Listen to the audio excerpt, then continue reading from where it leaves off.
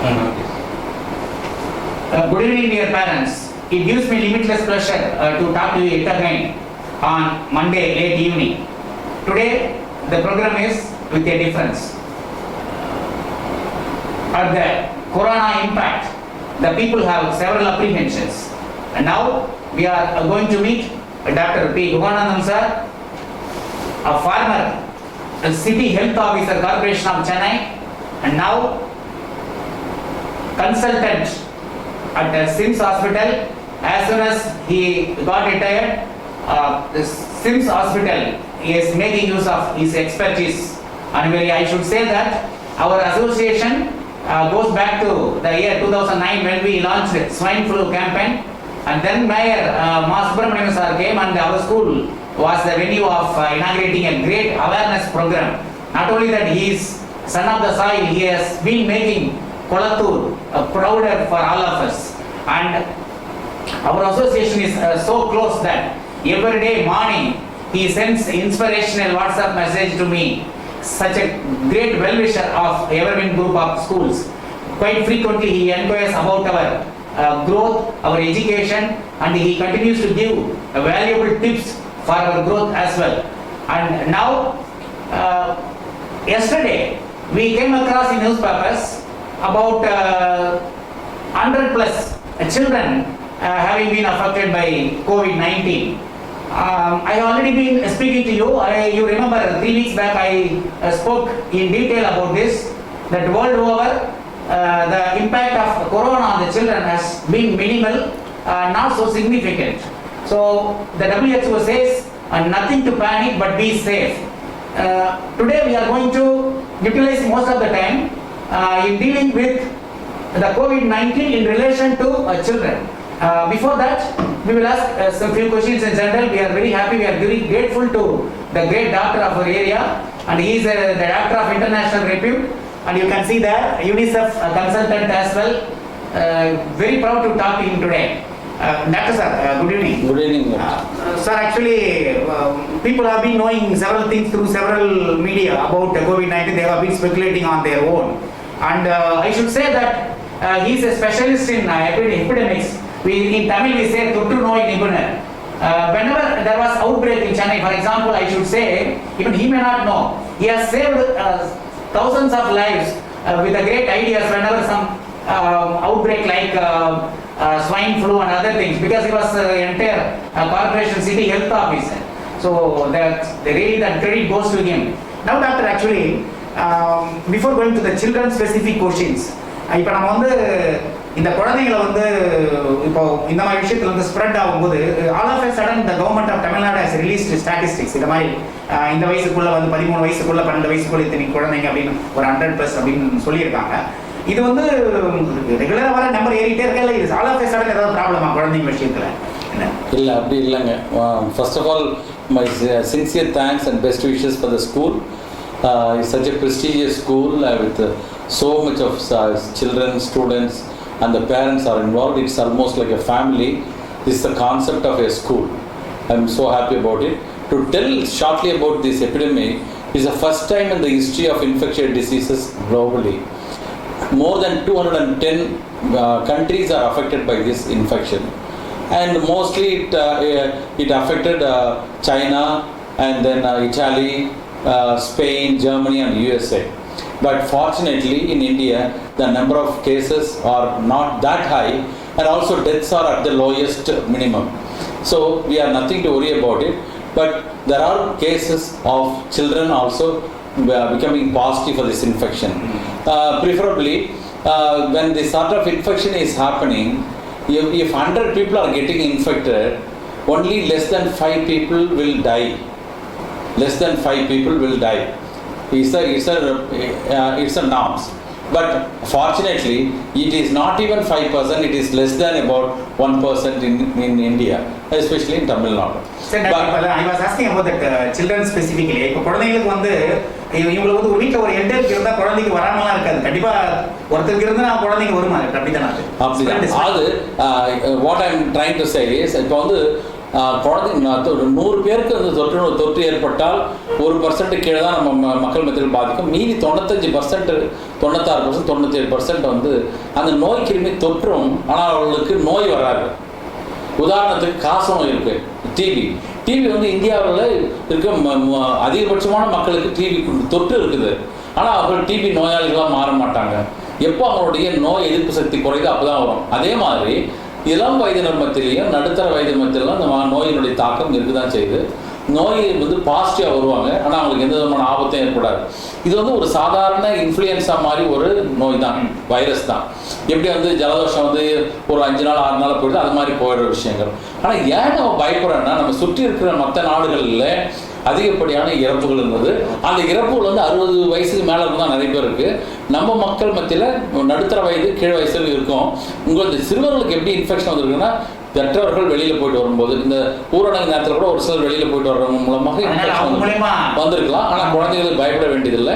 அந்த குழந்தைகளுக்கு கொஞ்சம் பேர் வந்திருந்தாலும் அவங்களுக்கு எந்த நோயாக அது மாறாது. நோய் கிருமி தொற்று இருக்கலாம், நோயாக மாறாது. அவர்களுக்கு அந்த வெயிட்டு, அவங்களுடைய உணவு பழக்கங்கள் எல்லாத்தையும் நீங்கள் மெயின்டைன் பண்ணணும். உங்களுக்கு தெரியும், கைகளை கழுவுறதை பற்றி சொன்னாங்க. அருமையான பாயிண்ட் சொன்னாங்க. அதாவது வந்து இட் இஸ் நாட் ஒரு உங்களுக்கு பெரிய நோயெல்லாம் கிடையாது, நோய் வரும், அதனால பெரிய அளவு குழந்தைங்களுக்கு பாதிப்பு இருக்காது அப்படிங்கிற விஷயத்தை சார் சொல்லியிருக்காங்க. இப்போ ஆக்சுவலா lot of speculation going on. ஆளாளுக்கு இப்போ இவங்களை மாதிரி எக்ஸ்பர்ட் பேசினா அதில் ஒரு அர்த்தம் இருக்கும், அதில் ஒரு ஜஸ்டிஃபிகேஷன் இருக்கும், அதில் ஒரு ட்ரூத் இருக்கும். நம்ம வாட்ஸ்அப் மெசேஜ் நம்பி நிறைய பேரண்ட்ஸ் எனக்கே மெசேஜ் போட்டுட்டு இருக்காங்க, இப்படியா அப்படின்ற மாதிரி. That is why we are clearing all the air today. இப்போ நம்ம டாக்டர்கள் அடுத்த क्वेश्चन கேக்குறோம். டாக்டர், ஆக்சுவலா இந்த ஸ்ப்ரெட் பத்தி இருக்கு. உதாரணமா நான் ஒரு எப்பவுமே ஒரு 5 அடி தள்ளி நிக்கிறேன், எல்லார்கிட்டயும் மாஸ்க் போட்டிருக்கேன். என்னோட ஹேண்ட்ஸ் வந்து தேவையில்லாம முகத்துல வந்து போய் படாது அப்படின்னா எனக்கு வராது இல்லை எதுவும். I am not touching my paw, only through nose and mouth it goes inside. Correct, doctor? ஆமா. ஐஸ் ஏர்ஸ் இல்ல, ஐஸ்ல வரும், ஐஸ்ல கூட இன்ஃபெக்ஷன் வரலாம். ஆனா அது ரொம்ப குறைக்கான அளவு தான். அதனால ஒருத்தர் அவங்க நோய் உள்ளவங்க ஏதாவது தொடும்போது அந்த இடத்த நான் தொடும்போது அதுக்கப்புறம் என்னோட வாயில வச்சாதானே பிரச்சனை. கட்டாயம் அவங்க ஸ்கின் வழியா போகணும். ஸ்கின் வழியா போறது, ஸ்கின்லாம் கிடையாது. ஒன்லி நீங்க ஒருத்தர் தொட்டாலே வரும்ன்றது. நீங்க அப்பப்போ நமக்கு ஹேண்ட் வாஷ் பண்ண சொல்றது காரணமே, சப்போஸ் அவங்க தொடும்போது நம்ம ஏதாவது அந்த பொருள் நம்ம தொடும்போது நமக்கு ப்ராப்ளம் வரும்ன்றதான் நம்ம டாக்டர் சொல்றாரு. அந்த பாயிண்ட் பேரண்ட்ஸ் நிறைய பேர் எனக்கு தேவை ஆஸ்கிங் மீ. இந்த क्वेश्चन ரொம்ப முக்கியமான அந்த ஸ்ப்ரெட். இப்போ அதே டாக்டர், இப்போ வந்து இப்போ நம்ம இந்தியா டாக்கிங் அபவுட் சில்ட்ரன், அவங்களுக்கு இம்யூனிட்டி பவர் அதிகமா இல்லை நம்மள மாதிரி மிடில் ஏஜ் இல்லை அடல்ட்ஸுக்கு ரொம்ப அவங்களுக்கு வயசானவங்களுக்கு யாருக்கு இம்யூனிட்டி பவர் அதிகம்? இம்யூனிட்டி பவர் வந்து நடுத்தர வயதிற்கு அத்தனை பேருக்கு நிறைய உண்டு, இளைஞர்கள் மத்தியிலையும் உண்டு. குழந்தைகளுக்கும் இம்யூனிட்டி பவர்ஸ் இருக்கு. ரொம்ப கை குழந்தைகளுக்கு தான் அது குறைச்சலா இருக்கும். ஸ்கூலுக்கு வந்த பிள்ளைங்க எல்லா தடுப்பூசிகளையும் போட்டாங்க, நல்ல ஒரு ஆரோக்கியமாக இருக்குதுன்னா அவங்களுக்கு நோய் எதிர்ப்பு சக்தி அதிகமாக இருக்கும். கை குழந்தைகள், வெயிட் குறைச்சலான குழந்தைகள், தாய்ப்பால் சாப்பிடாத குழந்தைகள் தான் நோய் எதிர்ப்பு சக்தி கம்மியாக இருக்கும். அது கூட அந்த கிருமியானது தாயிடமிருந்து குழந்தைங்க வந்ததாக தான் இருக்க முடிய நிறைய குழந்தை தொற்றுக்கு ஏற்படுறது வாய்ப்பு இல்லை. அதனால குழந்தைகளை பற்றி பயப்பட வேண்டியது. Perfectly answer. இப்போ சார் சொல்லியிருக்காங்க டாக்டர், அந்த மாஸ்க் வேரிங்ல பெனிஃபிட்ஸ் வந்து மற்றவங்க ஏதாவது இந்த வைரஸ் டிராப்லெட்ஸ் வந்து நம்ம மூக்குலாம் வந்து பற்றக்கூடாது அப்படிங்கிறதுக்காக நம்ம மாஸ்க் போடுறோம். இப்போ மாஸ்க் வந்து லைஃப் லாங் இன்னைக்கு பிரைம் மினிஸ்டர் சொல்றாரு, ஆக்சுவலா it may become a way of லைஃப்ன்ற மாதிரி இன்னைக்கு சிஎம் மீட்டிங்ல சொல்லும்போது அது ஒரு வார்த்தை சொன்னாரு. அந்த மாதிரி ஒரு அவசியம் எதிர்காலத்துல இருக்கும்னு நினைக்கிறீங்களா? இருந்தால் மிகவும் நல்லதுன்னு நான் நினைக்கிறேன். அதாவது இந்த தொற்று நோய்கள் உலக அளவில் பெரிய பரவலை ஏற்படுத்தும் போது தனி மனித வாழ்க்கையிலேயே ஒரு சில மாற்றங்கள் ஏற்படும். மருத்துவர்களுடைய சிகிச்சை முறையில் மாற்றம் ஏற்படும், பொருளாதாரத்தில் மாற்றம் ஏற்படும், சமூக வழிகளில் மாற்றம் ஏற்படும். இப்போ இந்த நோயெல்லாம் வரதுக்கு முன்னாடி ஒரு சிலர் வந்து ரோடு நடக்கும்போது மாஸ்கெல்லாம் கட்டின்னு போவாங்க. பெண்கள் கூட அந்த பைக்கில் போகும்போது துணியால் கட்டின்னு போவாங்க. அந்த பழக்கத்தை இப்போ வந்து நம்முடைய சுற்றுப்புறச்சூழல் நிறைய குப்பைகள் இருக்கிறதுனால இதை வந்து கண்டினியூஸாக கட்டுற ஒரு பழக்கம் வந்ததுன்னா அது மிகவும் நல்லது. பட் எனக்கு டாக்டர், இப்போ நானே ஒரு டிஸ்கம்ஃபோர்ட்டாக ஃபீல் பண்ணுறேன். அன்யூஷுவல் நமக்கு இதனால பிரீத்திங், லங்ஸ், இந்த மாதிரி நார்மல் பிரீத்திங் உண்டா? இப்போ நான் இப்போ 24 hours நான் இப்படி தான் எனக்கு ஒன்றும் ஆகாது. பிரீத்திங்ல எனக்கு ஏதோ டிஃபிகல்ட் இருக்க மாதிரி இருக்கு. அதனால நிறைய பேரண்ட்ஸ் இது வந்து இந்த மாதிரி நோய் காலத்தில் தான் இந்த மாதிரிலாம் நீங்கள் போட்டிருக்கிறது வந்து ரொம்ப விஞ்ஞானபூர்வமான ஒரு திக்னஸ் இருக்கிற ஒரு மாஸ்க். நம்ம சாதாரண எளிய துணியிலான 4-5 லேயர்ஸ் இருக்கிற மாதிரி இருக்க மாஸ்க் யூஸ் பண்ணலாம். சரி டாக்டர், இப்போ நம்ம நெக்ஸ்ட் போயிடுவோம். கம்யூனிட்டி ஸ்ப்ரெட் அப்படிங்கிறது எல்லாருக்கும் தெரிஞ்ச விஷயம். நம்ம ஒரு எக்ஸ்பர்ட் கிட்ட இந்த क्वेश्चन கேட்கலாம். இந்த சமூக பரவல் அப்படிங்கிறது யார் மூலமா வந்தது தெரியாதே அந்த நோய் வந்துடும். அந்த ஸ்டேஜ் வந்து இல்லைன்னு சொல்லி கவர்மெண்ட் சொல்றாங்க. ஆக்சுவலா எனக்கும் இல்லைன்னு தோணுது. பட் ஃபியூச்சர்ல வந்து இப்போ ஜனரல் கோஆபரேஷன் எப்படி இருக்கு, எதிர்காலத்தில் இந்த கம்யூனிட்டி ஸ்ப்ரெட் அப்படிங்கிறதுக்கு இமினென்ட்டா அது நமக்கு அந்த 3 விஷயம் நடந்ததுங்க சார் டாக்டர் சார். அது ஒன்று வந்து வெளியூரில் சைனாவிலேருந்து அமெரிக்காவிலேருந்து ஐரோப்பிய நாடுகளில் மக்கள் வந்தாங்க. அவளை வந்து நம்ம தனிமைப்படுத்தணும், ஏர்போர்ட்லேருந்து கண்டுபிடிச்சி போயிட்டு அந்த நோய் கிருமி அங்கேருந்து வந்தது வந்து ஸ்டேஜ் 1ன்னு சொல்லுவோம். அவளை தனிமைப்படுத்தி எல்லாம் வச்சிருக்கும்போது அவங்களுடைய கான்டாக்ட் இன்ஃபெக்ஷன் வந்து 2வது ஸ்டேஜ் 2னும். ஸ்டேஜ் 3 என்பது வெகுஜன மக்கள், பொதுமக்கள், அந்த காமன் பாப்புலேஷன் இஸ் கெட்டிங் இன்ஃபெக்டன்றது தான் ஸ்டேஜ் 3. ஆனால் அந்த ஸ்டேஜ் வரலைன்றது என்னுடைய உண்மையான இது வந்து எப்படின்னா, அந்த அந்த குவாரண்டைனில் வச்சிருந்தோம், தனிமைப்படுத்தல வச்சிருந்தோம், மருத்துவமனைகள்லையும் வீடுகளையும் வச்சிருந்தோம். அந்த இடங்களில் அதை சுற்றி இருக்கிற இடங்களில் மட்டும்தான் அது பரவல் ஏற்பட்டிருக்கலாம். ஒழிய ஒட்டுமொத்தமாக தமிழ்நாடு முழுதும் வந்து இந்த நோயினுடைய பரவல் அதிகமாகிடுச்சுன்றது வந்து சரி விஞ்ஞானபூர்வமான உண்மை கிடையாது. அப்படி வரக்கூடாதுன்றதுக்காக தான் நம்ம வந்து இப்போ தமிழக அரசு அந்த கர்ஃபியூ இன்க்ரீஸ் பண்ணி அந்த 4 நாட்கள் கூட கர்ஃபியூ இன்க்ரீஸ் பண்ணி அதான் காரணம். அந்த பாயிண்ட் ஆக்சுவலாக வந்து Tamil Nadu government has appointed and high level expert committee. அதை வந்து சார் ஒரு மெம்பர், அதை நான் ஆரம்பத்தில் அதை சொல்லியிருக்கணும். அது வந்து another thing that I want to share because அவருடைய எக்ஸ்பர்டைஸ் தமிழ்நாடு கவர்மெண்ட் தேவைப்படுது is suggesting to that. Doctor next நம்ம போயிடுவோம். இப்போ வந்து எப்போ வந்து ஜனங்க வந்து இயல்பான வாழ்க்கைக்கு ஒருத்தர் கட்டி பிடிக்கிறது, கிரௌட்ல சேர்ந்து ஃபங்க்ஷன் நடத்துறது, நம்ம பரம்பரைக்கு நம்ம பரம்பரை நம்முடைய பண்பாடு கொண்ட விஷயங்கள்லாம் வாழ்க்கை கொரோனாவுக்கு முன்னாடி எப்படி நம்ம மனிதர்களுக்குள்ள நம்முடைய ஐக்கியம் இருந்ததோ அந்த ஐக்கியம் வரதுக்கான வாய்ப்பு இருக்கா எதிர்காலத்தில்? ரொம்ப அருமையான விஷயங்கள். ஐக்கியம் நம்ம மக்களுடைய ஐக்கியம் என்பது நம்ம நாட்டை சார்ந்தது, அதுவும் தமிழ் மக்களை சார்ந்த விஷயங்கள். அது வந்து மிக சீக்கிரமாகவே நமக்கு வந்துடும். இப்போ உதாரணத்துக்கு 3ஆம் தேதி நம்ம அரசாங்கம் லிஃப்ட் பண்ணுதுன்னா அதுக்கு பிறகு முறைப்படுத்தப்பட்ட வாழ்க்கை முறையை அவங்க சொல்ல போகிறாங்க. மறுபடியும் வந்து அந்த டிஸ்டன்ஸை மெயின்டைன் பண்ணணும், மாஸ்க் கட்டிங் போனால் ரொம்ப நல்லது, அந்த green zone, yellow zone, red ஜோன்ற இடத்துலாம் அந்த தனிமைப்படுத்தலாம் இருக்கும். அது எல்லா மக்களுக்கும் இருக்காது. இது வந்து அடுத்த மே மாதம் எண்டு வரையிலும் அதனுடைய தாக்கம் இருக்குமோ. மே மாதம் கடந்த பிறகு நம்ம இப்போ சகஜமாக மற்ற மக்களோட பழக முடியும், எல்லாரோட நம்ம முன்னாடி இருந்த மாதிரி இருக்க முடியுன்றது நிச்சயமாக நீங்கள் கருதிட்டு சொல்லலாம். ஏன்னா இன்றைக்கும் சரி நேற்றுக்கும் சரி தமிழகத்தை பொறுத்தவரை நோயினுடைய தாக்கம் குறைஞ்சி வந்தது. பாசிட்டிவ் கேஸ் குறைய ஆரம்பிச்சிருச்சு. அதே மாதிரி ஹாஸ்பிட்டல் டிஸ்சார்ஜ் ஆகிறது 50% மேலே டிஸ்சார்ஜ் நல்லா ஆயிட்டு. நல்லா இப்போ நீங்கள் சார் வந்து ஒன் ஆஃப் த எக்ஸ்பர்ட், நான் சொன்னேன் I remind you is one of the members in the expert committee. அதனால you can know the flash news like this.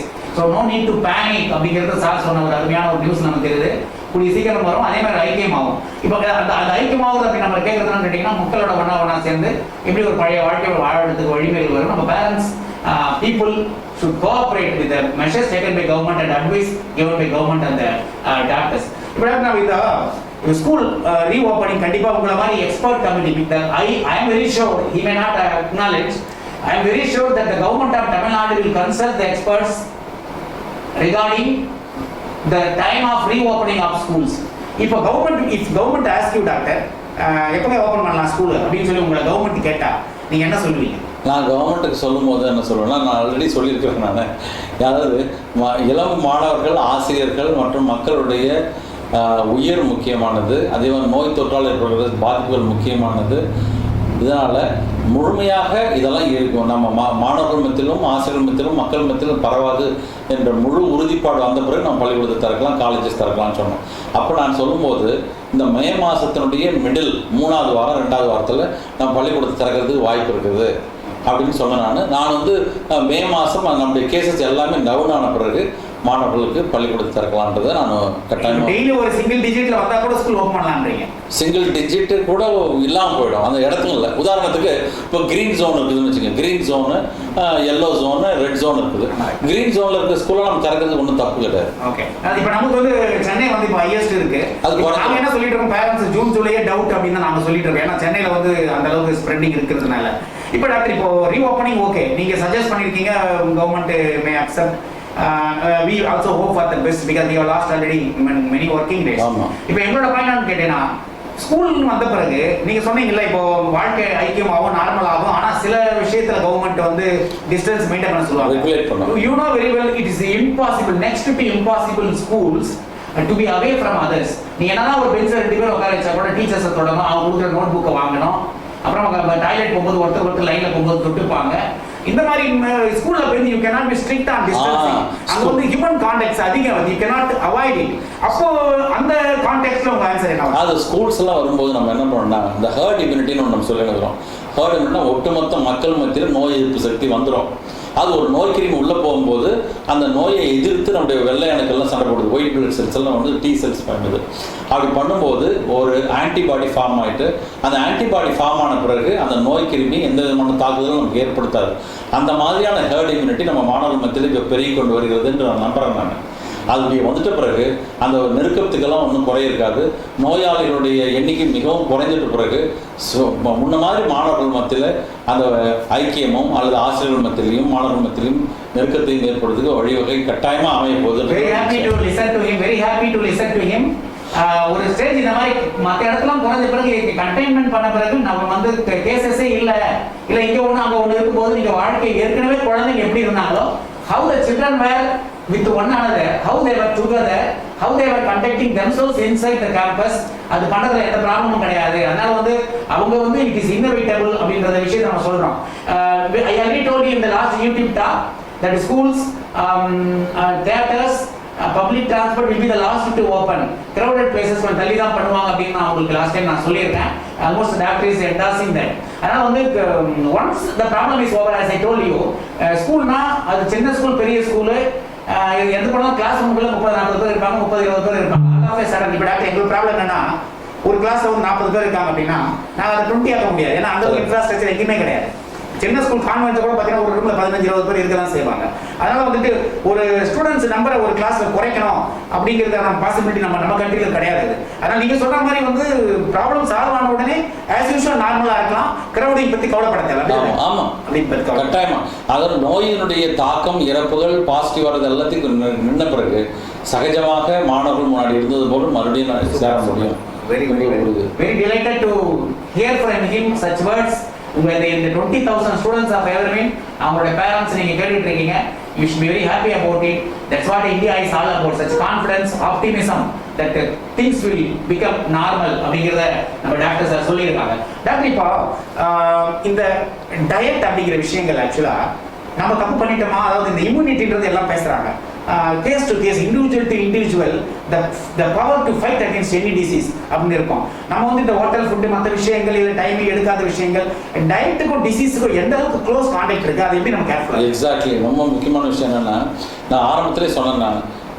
மற்ற நாடுகளில் நீங்கள் பார்த்தீங்கன்னா 60 வயதுக்கு மேற்பட்டவர்கள் அந்த நோய்கள் தொற்றா நோய்கள்னு சொல்லுவாங்கல்ல, இருதய நோய், அப்புறம் ரத்த குழாய் நோய்கள், அப்புறம் மூளை இல்லை ரத்த குழாய் வெடிக்கிறது, ஸ்ட்ரோக்கு, அதே மாதிரி சர்க்கரை வியாதி டயபெட்டிஸ், அப்புறம் வந்து people taking drugs for cancer, people taking drugs for HIV, people taking drugs for tuberculosis, asthma, இந்த மாதிரி டிசீஸ் இருக்கிறவங்களுக்கு வந்து அந்த நோய் எதிர்ப்பு சக்தி மிகவும் குறையிறதுனால அவங்களுக்கு அந்த பாதிப்பு ஏற்படுத்தும்.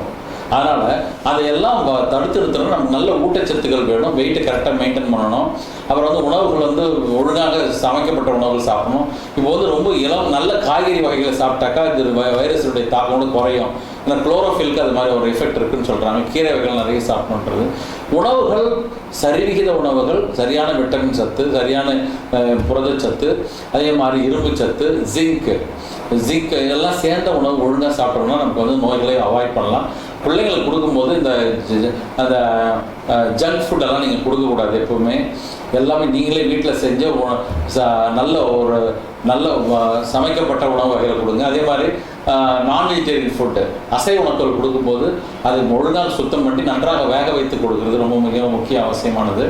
அதே மாதிரி இந்த வயதானவர்களுக்கு அந்த நோய்கள் வரா மாதிரி சிறு வயதில் இருக்கிற ஒரு சில நோய்கள் இருந்ததுன்னா அவங்களுக்கான சிகிச்சைகளை சரியாக கொடுங்க. இந்த உணவு வந்து சரியாக கொடுக்கப்பட்டால் அவருடைய புரதச்சத்தம், விட்டமின் சத்தம், இரும்பு சத்து, ஜிங்க், மேங்கனீஸ் இதெல்லாம் வந்து ஒழுங்கான சீரான அளவில் பிள்ளைங்களுக்கு கொடுக்கப்பட்டால் நோய் எதிர்ப்பு சக்தி உங்களுக்கு அதிகமாகும். Super perfect. So it is not enough if you give your children the food of taste, the food of strength, which finally culminates in the immunity power. அதுதான் வந்து கொடுக்கணும் அப்படிங்கிறது முக்கியமான விஷயம். அவங்க கேட்கறதெல்லாம் கொடுக்குறது நம்ம ஒரு அப்பப்போ we will accede to their wishes. அவங்க கேட்கறது நம்ம கொடுக்குறோன்றது ஒரு பார்ட்லி. பட் மோஸ்ட்லி என்ன பண்ணணும்னா டாக்டர் சொன்ன பாயிண்ட்டை மைண்டில் வச்சுட்டு அந்த மாதிரி ஃபுட்டு நீங்கள் கொடுங்க. ஆனால் இந்த மாதிரி ஒரு எவென்ச்சுவாலிட்டி ஃபியூச்சரில் வந்தால் கூட they be able to face it அப்படிங்கிற விஷயம். டாக்டர் இப்போ இந்த உடற்பயிற்சி அப்படிங்கிறது வாக்கிங்லாம் போகிறாங்க. ஆக்சுவலாக லைஃப் லாங் வாக்கிங் போனால் நல்லது தான் சின்ன வயசுலேருந்து. ஆனால் அப்படி ஒரு சுச்சுவேஷனில் குறிப்பாக மேரேஜ், போஸ்ட் மேரேஜ், நம்ம ஃபேமிலி பில்டப் பண்ணுறதுக்கு டைம் ஆகிடுச்சு. அப்போ 40-50க்கு மேலே தான் அது முடியுது. இந்த மாதிரி இம்யூனிட்டி ஒரு பக்கம், ஃபுட்டு கொடுக்குற இம்யூனிட்டி ஒரு பக்கம். இந்த மாதிரி உடற்பயிற்சி அப்படிங்கிறது வந்து அதுக்கும் இந்த மாதிரி நோய் எதிர்ப்பு சக்தி வருமா? அது எந்த வயசுலேருந்து பண்ணால் கரெக்டாக இருக்கும்? நம்முடைய டைம் கம்பல்ஷன்ஸ். டாக்டர் சாலமன் கிட்ட ஒரு மிகச்சிறந்த இருதய நோய் ஆசிரியர், எங்களுக்கெல்லாம் ஆசிரியர் இருந்தார். அவர் அடிக்கடி சொல்கிற விஷயம் என்னென்னா, அந்த உடற்பயிற்சி சிறு வயதுலேருந்தே வரணும். நடுவில் ஒரு 45 வயசுல 50 வயசுல செய்ய முடியாது. சிறு வயதுலேருந்தே எக்ஸசைஸ் பண்ணணும். உடம்பு வந்து நல்லா அந்த எக்ஸசைசஸ்லாம் பண்ணும்போது அந்த தசைகளுடைய திடமும், எலும்புகளுடைய திடமும், இருதயத்தினுடைய வலியும், அதே மாதிரி ரத்தம் வந்து உடம்பு ஃபுல்லாக பரவுறதுடைய வாய்ப்புலாம் அதிகமாக இருக்குது. ஆக்சுவலாக உடம்பு ரத்தம் வந்து முழுமையாக மூளைக்கோ முக்கியமான ஆர்கன்ஸுக்கு போகும்போது அவங்க ரொம்ப ஹெல்த்தியாக இருப்பாங்க. அது எக்ஸசைஸ் பண்ணும்போது, ஓடும்போது, நடக்கும்போது, எக்ஸசைஸ் பண்ணும்போது, யோகா செய்யும்போது நிறைய அவங்களுக்கு வரும். அதில் எக்ஸசைஸ் கட்டாயம் செய்யணும். அதுக்கு அடுத்து இந்த பர்டிகுலர் நோயில் மூச்சு பயிற்சி நிறைய பண்ணணும். மூச்சு பயிற்சி நிறைய செய்யணும். அந்த யோகாவில் சொல்லிக் கொடுப்பாங்க. மூச்சு பயிற்சி ரொம்ப எளிய பயிற்சி, ஒரு 10 நிமிஷம் செஞ்சால் கூட போதும். மூக்கள் நல்ல காற்று உறிஞ்சி அப்படியே நிறுத்தி மெதுவாக விடுதல். இதை வந்து நிறைய உங்கள் ஸ்கூலில் சொல்லிக் கொடுக்குறாங்கன்னு எனக்கு தெரியும். அந்த பயிற்சிகள்லாம் வீட்டில் எல்லா நேரத்துலையும் பண்ண படிச்சோன்னா அது வாழ்நாள் கூட பண்ணுவாங்க. அந்த பழத்தை காலையில் ஒரு தடவை, சாயந்தரம் ஒரு தடவை பண்ண சொல்லிவிடுங்க. பெரியவர்களும் அதே மாதிரி அவங்களோட சேர்ந்து செய்யுங்க என்றது மிக முக்கியமான விஷயம்.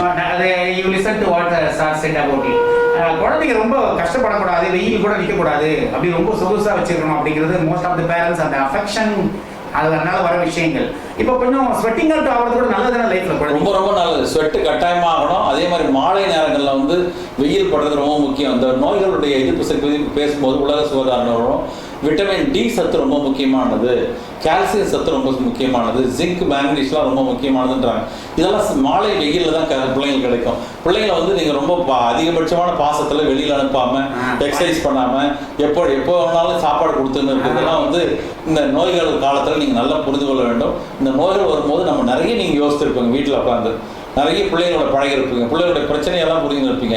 இப்போது அந்த கர்ஃப்யூ ஊரடங்கு திட்டம் எடுத்த பிறகு, ஊரடங்கு நடவடிக்கைகள் எடுத்த பிறகு நீங்கள் பிள்ளைகளை மழையபடி விடும்போது இதே மாதிரி விஷயங்கள் என்னென்னலாம் நீங்கள் முடிவு எடுத்தீங்களோ, அந்த பிள்ளைங்க விஷயத்தில் அன்பு காட்டுறதுலையோ, அதில் வழிமுறைப்படுத்தல என்னென்னலாம் நீங்கள் முடிவு பண்ணலாம், அதெல்லாம் நீங்கள் பின்பற்றணும். ஆசிரியர்கள், அதுவும் இந்த எவர்கிரீன் ஸ்கூல்லலாம் நீங்கள் இப்போ தலைமை சார் புருஷோத்தமன் சாரா அவருடைய டீம் ஆசிரியர்கள் வந்து மிக அருமையாக சொல்லிக் கொடுக்குறாங்க. அதெல்லாம் நீங்கள் ஃபாலோ பண்ணாங்க ரொம்ப நல்லது. ஏன்னா ஒரு செம்மையான மாணவனை, மாணவியை நீங்கள் உருவாக்க முடியும். நீங்களும் உங்கள் பிள்ளைங்களை பற்றி பெருமைப்படலாம். இப்போ நான் நிறைய மேடைகளில் annual days, KG graduation, sports day, walk the ramp, thousands at this year alone I have addressed 30,000 parents. நான் சொன்ன ஒரு விஷயம் அதை வந்து சார் இப்போ நீங்கள் நம்பலாம். அதாவது ஸ்வெட்டிங் ஆகிறது நல்லது, கொஞ்சம் கஷ்டப்பட விடுறது நல்லது, கொஞ்சம் வெயில் இருக்கிறது நல்லது. இதெல்லாம் வந்து ஒரு பெட்டர் எக்ஸ்பீரியன்ஸ் இப்போ இருக்கு. அப்போதான் வந்து better power, more power to tackle any disease in future அப்படிங்கிறது நீங்கள் இப்போ புரிஞ்சுக்கிட்டு இருக்கீங்க. பிகாஸ் அவர் சொன்னாலும் அது கரெக்டாக இருக்கும், நான் சொன்னாலும் இது விட because the right man and the right place he can say this. The last question we have just arrived. என்னன்னா டாக்டர், இப்போ இந்தியா என்ன மாதிரி ஜெனரேஷன் உருவாகணும் உங்களோட ட்ரீம்? அதாவது யங் ஜெனரேஷன் என்னென்ன விஷயத்தில் ஒரு சின்ன ஹைலைட் மாதிரி என்னென்ன விஷயத்தில் அவங்க வந்து கான்சன்ட்ரேட் பண்ணால் எதிர்காலத்தில் வந்து எதுவாக இருந்தாலும் நம்ம காலத்துக்கு அப்புறம் அவங்க வந்து இந்த மாதிரி உயிர் பயம் இல்லாமல் இருக்கணும் அப்படின்னா லைஃப் ஸ்டைல் மாறணுமா? இப்போ எல்லாத்தையும் நம்ம பேசிட்டோம். ஒரு குயிக்காக ஒரு சின்ன ஒரு ரீகேப் மாதிரி கொடுத்துருவோம். அது எனக்கு ரொம்ப முக்கியமான விஷயம், சொல்ல மறந்த ஒரு விஷயம் என்னென்னா, நிறைய பழக்கவழக்கம் இந்த இடம் வந்தாச்சு. முகத்தில் மாஸ்க் போட ஆரம்பித்தாச்சு. அப்புறம் வந்து இருமல், தும்முறதுலாம் வந்து நம்ம கரிச்சி வச்சு மூடணும், ஒரு மீட்டர் தூரத்தில் வந்து பேசணும் எல்லாம் சொன்னோம். அதே மாதிரி இந்த விஷயங்களை வந்து நீங்கள் பிறகு நீங்கள் பின்பற்ற நோய் வந்து கூட கிட்ட சேரலாம் ஒழிய எச்சில் துப்புறது, அப்புறம் தும்பும் போது மூக்கை மூடாமல் எல்லாருக்கும் படுற மாதிரி படுறது, இதெல்லாம் பண்ணலாம். இன்னொரு முக்கியமான விஷயம் வந்து இந்த கிருமிகள் எல்லாம் தொண்டையில் தான் நிற்குதுங்க. இந்த கிருமிகள் தொண்டையிலையும் மூக்கிலையும் தான் இருக்குது. இப்போ தடவல் எடுப்போம், அவங்க தான் எடுப்பாங்க. அப்போது எங்கள் ஆசிரியர் சொல்லுவார், தெய்வநாயகன் ஒரு பெரிய ப்ரொஃபஸர், நெஞ்சக நோய் நிபுணர், அவர் சொல்லுவார், தொண்டையில் வந்து அவ்வளோ லட்சம் மில்லியன் கணக்கான வைரஸ்கள் இருக்கும், அல்லது பாக்டீரியாக்கள் இருக்கும். அதை வந்து சுடுதண்ணியில் உப்பு போட்டு நல்ல தலையை இப்படி தூக்கி வாயில் நல்லா கொப்பிடிச்சு துப்பினா அந்த கிருமி எல்லாம் வெளியே வந்துடும், அதில் செத்து போயிடும். இப்படி பண்ணும்போது அந்த கிருமி வந்து லங்ஸுக்கு போகிறது நிறுத்த முடியும். இப்போ மேலை நாடுகள்லாம் காலையில் எழுந்தோடனே ப்ரஷ் பண்ணுறதுக்கு முன்னாடியே வாய் குடிக்கிறாங்க, ப்ரஷ் பண்ண பிறகு வாய் குடிக்கிறாங்க, நைட்டில் அப்படி தான் வாய் குடிக்கிறாங்க. நல்ல வெதுவெதுப்பான தண்ணியில் உப்பை போட்டு நல்லா வாய் குடிச்சா அந்த கிருமிகள் கம்ப்ளீட்டாக போயிடும். மூக்கில் கூட தண்ணியை உறிஞ்சி அதை துப்புவாங்க. நம்ம தமிழகத்தில் அப்படி பண்ணுவாங்க. அது மட்டும் இல்லாமல் இப்போது சார் சொன்ன மாதிரி நாங்கள் பார்க்குற இந்த மாணவர்கள் மத்தியில் வந்து இப்போதைக்கு எவ்வளோ கஷ்டங்கள் இருக்குது. இந்த நாட்டினுடைய ஊரடங்கு திட்டத்தில் அன்றாட வேலை செய்கிறவங்க வேலைக்கு போகல, மால்ஸில் ஆஃபீஸஸில் எல்லாத்துலேயும் வேலை செய்கிறவங்க, அன்றாட கூலிகள், கான்ட்ராக்ட் வேலை செய்கிறவங்க, வெளியூர்களிலிருந்து வந்து பழைக்க வந்தவர்கள்லாம் கஷ்டப்படுறாங்க. அவங்களுக்கு உதவி செய்யணுன்றது வந்து பெற்றோர்களும் கேட்குற பெற்றோர்களும் ஹெல்ப் பண்ணணும், மாணவர்களும் சொல்லித்தரணும். ஏன்னா ஜாய் ஆஃப் கிவிங் வந்து ஒரு மனிதனுடைய அடிப்படையான ஒரு கேரக்டர். அது தமிழர்களுடைய முக்கியமான character. Joy of giving to the suffering people. அது வந்து சிறு வயதிலே அந்த பிள்ளைகளுக்கு அதை ஏற்படுத்த வேண்டும் என்பது முக்கியம். அது எனக்கு தெரிஞ்ச வரையிலும் ஒரு சிறந்த மனிதனாக ஒருத்தர் உருவாகணும்னு சொன்னால் பக்கத்தில் இருக்கிறவங்களுக்கு அன்பு காட்டணும், மற்றவனுடைய கஷ்டங்களை தன்னுடைய கஷ்டங்களாக இருக்கணும்.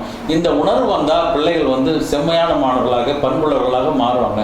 இந்த பிள்ளைங்க ஆரோக்கியத்திலும் சரி சிந்தனையிலும் சரி ரொம்ப பாசிட்டிவ் திங்கிங் இருக்கணும், பாசிட்டிவ் செயல்பாடுகள் இருக்கணும், ஒருத்தரை நேசிக்க கற்றுக் கொடுக்கணும், ஒரு டீம் ஒர்க் இருக்கணும். எல்லாரும் இப்போ எவரன் ஸ்கூலில் வந்து இப்போ இந்த நேரத்தில் வந்து என்னை பேட்டி கேட்குறாரு சார் அப்படின்னா அந்த பள்ளி எவ்வளோ நேசிக்கிறாரு, பள்ளி வந்து எப்படி ஒரு குடும்பமாக நடத்துகிறாருன்ற உணர்வோடு ஒவ்வொரு மாணவரும் அந்த பள்ளியை குடும்பமாக நினைக்கணும். நம்ம பார்க்குற மக்கள், குடும்பத்தில் இருக்க மக்கள் மட்டும் இல்லாமல் நம்ம பார்க்குற அத்தனை மக்களும் நம்முடைய உறவுக்காரர்கள் நினைக்கணும். இப்படிலாம் பண்ணிட்டு நல்ல கல்வியோடு நல்ல உடல் திடகாரத்தோடு அதே மாதிரி அரசாங்கமும் ஆசிரியர்களும் சொல்லிக் கொடுக்குற விஷயங்களெல்லாம் நீங்கள் பின்பற்றினா நாளைக்கு எதிர்காலத்தில் மிகச்சிறந்த மக்களாக நீங்கள் வர முடியும், சிறந்த மாணவர்களாக சிறந்த மனிதர்களாக நீங்கள் மாற முடியும் என்பது என்னுடைய ஆசை. நீங்கள்லாம் நோய் நொடி இல்லாமல் இருக்கணும். உங்கள் வீட்டில் இருக்கிற வயதானவர்களை நீங்கள் கண்காணிக்கணும். உங்கள் தாத்தா பாட்டிலாம் இருப்பாங்க, அவங்களுக்கு வந்து தனிமைப்படுத்துறது ரொம்ப முக்கியம். இந்த நேரத்தில் அவங்களுக்கு வந்து பிபி டயபெட்டிஸ்லாம் இருந்ததுன்னா அவங்களுக்கு அந்த மருந்துகள்லாம் கரெக்டாக கொடுக்குறாங்களான்னு நீங்கள் பார்க்கணும். ஒவ்வொரு நாளும் அந்த பெரியவர்களை வந்து நீங்கள் அன்பாக அவங்க கையை பிடிச்சி அவங்க கூட பேசுறது, அவங்க கூட ஒரு 5 நிமிஷம் செலவு பண்ணுறது, அவருக்கு தலைவாரி கொடுக்குறது, தலைவாரி விடுறது, நகங்களை வெட்டி கொடுக்குறது, சட்டையெல்லாம் நல்லா அயன் பண்ணி கொடுக்குறது, இப்படிலாம் பண்ண. ஏன்னா அவங்க தான் அவங்களுடைய வேர்கள். They are the roots of your family, roots of your own life. They are the people who educated your parents. அவங்கள வந்து நீங்கள் அன்புகள் செலுத்தணும். அப்போது நீங்கள் மற்றவங்களுக்கு கொடுத்து உதவணும், நன்றாக படிக்கணும், நல்ல ஆரோக்கியமாக இருக்கணும், பாசிட்டிவான சிந்தனைகளோடு இருக்கணும், வயதானவர்களை உங்கள் வீட்டில் இருக்கிறவங்களை வெளியில் இருக்கிறவங்களை காப்பாற்றணும். எல்லா மனிதரையும் எல்லாம் நம்ம சொந்தக்காரர்களாக நினைக்கணும். நீங்கள் மிகச்சிறந்த மாணவர்களாக வந்து நல்ல சிறந்த பெற்றோர்களாக இருந்து உங்கள் பிள்ளைகளுடைய வளர்ச்சிகள் நீங்கள் சந்தோஷப்படணும், ஆரோக்கியமாக இருக்கணும். இந்த ஊரடங்கு முடிவுகளில் நீங்கள் சேஃபாக வீட்டு உள்ள அப்படிங்கிறத சார் சொன்னாங்க. பெரியவங்களை பார்த்துக்கிற விஷயங்கள் I think the highlight of the entire இதுதான் சார் கடைசியாக சொன்ன விஷயங்கள் தான் sir. For the parents who do not know Tamil, எனக்கு ஒரு assurance message you should give regarding reopening of the school or mingling with the other children in the counterparts in the classrooms. அதை பற்றி just 1 minute. Yes. English you can say. Yes. So the parents who are not able to understand Tamil, I wish you all to be happy, healthy and safe with your children and your family. I think you enjoyed this period of time with a very good fellowship with your own children and your parents and your wife, everybody at home. Don't think that your children are will be affected because of this illness. No, they will not be affected. Actually, the data shows the children also will have infection, but it will not flare up as a big disease. Because if 100 people are getting infected, only about 1 or 2 are getting diseases. That too elderly people with infection diseases like diabetes and hypertension. Don't bother about your children. They will come up very well, but keep them safe. In your own house, keep yourself isolated and don't go outside. When you go outside, always keep the distance. Wear the mask. Keep washing your hands frequently.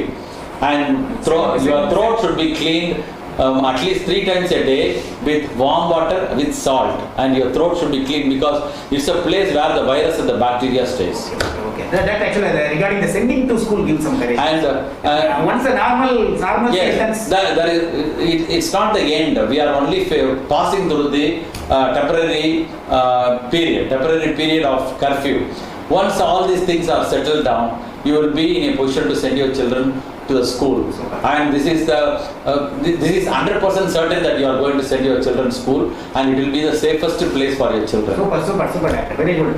I think the exact word 3 weeks back in regard to this, therefore, dear parents message every Sunday I am giving you. In that I used one sentence. Corona is a passing phenomenon. Exactly, Doctor Sir. He has used the same term. Now you should rest assured about all these things, and we should really thank the doctor. Thank you very much, doctor. Thank you. For exclusively for the parents and students of Evergreen Group of Schools, this is the Purushottam, Senior Principal, from the residence of Dr. P. Kuganantham at Kuganantham in Kolattur. Thank you very much. Thank you.